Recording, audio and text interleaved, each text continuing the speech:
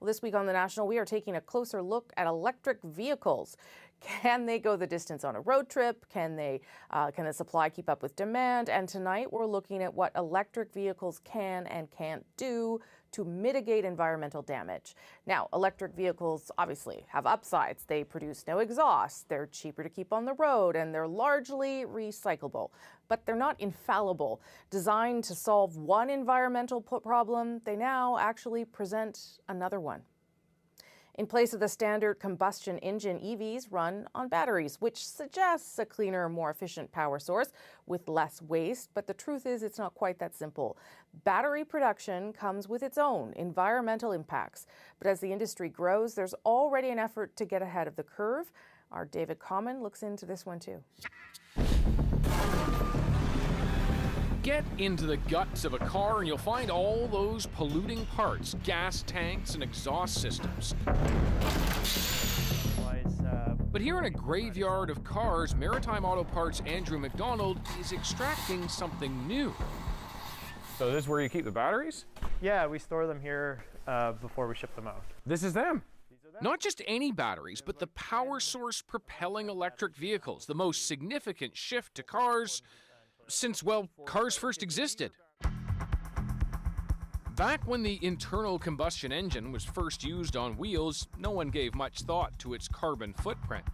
Kind of how we got to the point we're at today. Nearly a quarter of carbon emissions come from the transportation sector. For manufacturers under pressure now from consumers and governments, electric vehicles are seen as the new direction. Batteries not just at the center of the cars, but central to their green success. So, are they greener? How much so? Back at the salvage yard, we've set up our own little studio to get to the truth about EV's footprint. Hi, Jennifer Dunn. Hi. Okay, so you work at Northwestern University's Center for Engineering, Sustainability, and Resilience, and you're the person to answer this question. What are the things when it's an electric vehicle that you take into account about its environmental impact?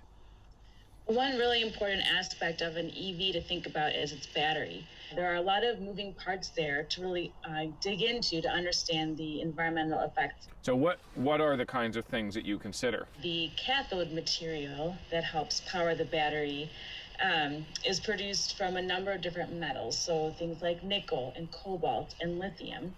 And each of those metals has kind of a different supply chain. Lithium is the component of choice for today's batteries, capable of packing more than 10 times the power of a daily household's electric needs into a car. And that's led to big lithium demand, expected to at least triple by 2025. Already, mining is eating up freshwater supply in South America's lithium-rich regions, requires harsh chemicals in extraction in North America. Then there's copper, nickel, cobalt, all with dark sides of their own. Yes, it could. So what's the solution? And there are many efforts to try and think about responsible supply chains, but there's still more that we can do to understand this. And we're really at an opportunity stage now where we're starting still to ramp up our use of EVs, and we have a chance to really understand the supply chain, understand environmental effects, and do our best to make those as minimal as possible. So we are at a stage where electric vehicles are better for the environment, but they're not some utopia. There's very few things that are utopian. And so it's one thing that I do is try to understand the supply chains, understand where we can improve things. I guess where you get your electricity to charge your battery really matters too. That does matter, you're right. In fact, if one were to use purely coal-fired electricity to charge your EV, then the environmental benefits, the GHG benefits, aren't as clear. Coal is one of the least green ways to generate electricity for anything, including EVs. But coal-generated power is still cleaner than burning gasoline in a regular car, that according to Jennifer's numbers. Generally, though, North American electrical grids, which charge EVs, are made up of a mix, some coal, but plenty of nuclear and hydro. An EV powered by that mix means half the emissions of a gas car.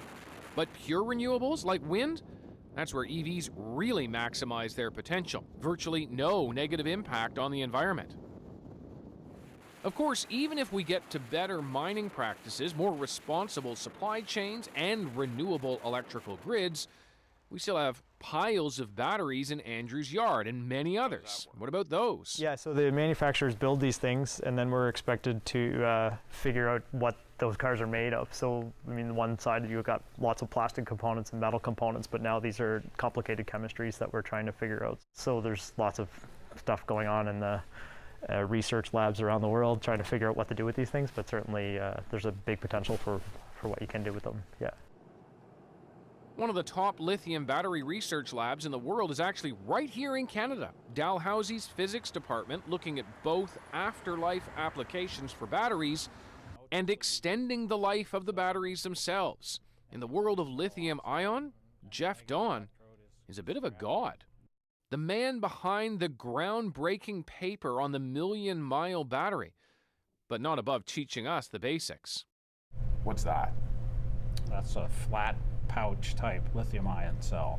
So I have here small cells that we use in our research, and if you cut open this pouch and extract what we call the jelly roll, you can see what it looks like.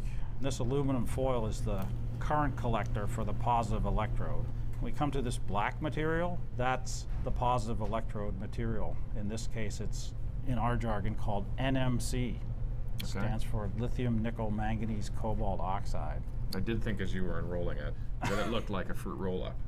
Yeah, that's why we call it a jelly roll. Really? Yeah. Okay. That's exactly why it's called a jelly roll. So all of this is just a small version of what could be in a car. You're trying to stuff a whole lot more power into that.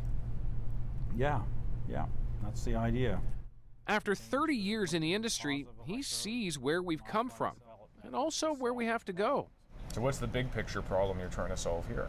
We're trying to help make lithium-ion batteries last longer. We're trying to help lower their cost, and we're trying to improve their energy density so they can store more energy per unit weight. Why does that kind of thing matter in our broader society?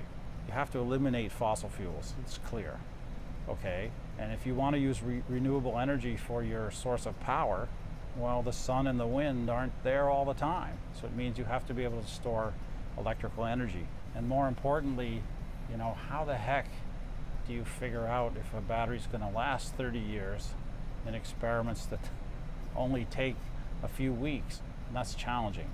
It's fun. What's the fun part? Solving these problems, you know. That's what scientists do, right? They get involved in their work and they think, man, I want to figure this out. I want to develop methods to solve these problems. Solving big problems. Not just how to get a car to go fast, run for a long time, run reliably, but also how to ensure the greener option gets even more so. David Common, CBC News, Mississauga, Ontario.